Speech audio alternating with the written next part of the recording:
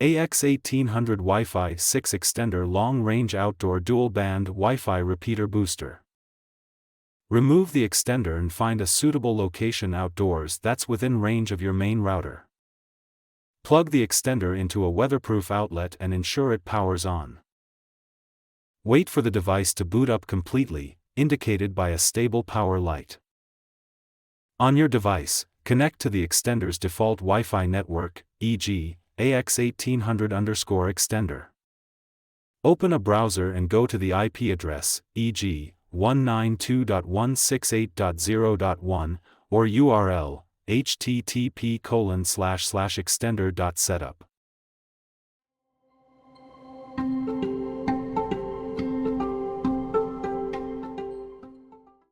Enter the default admin username and password, found in the manual or on the device.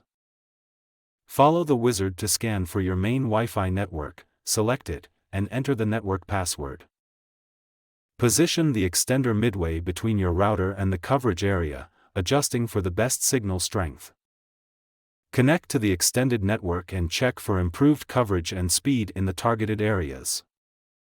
Change the default admin password and check for firmware updates to ensure security and performance.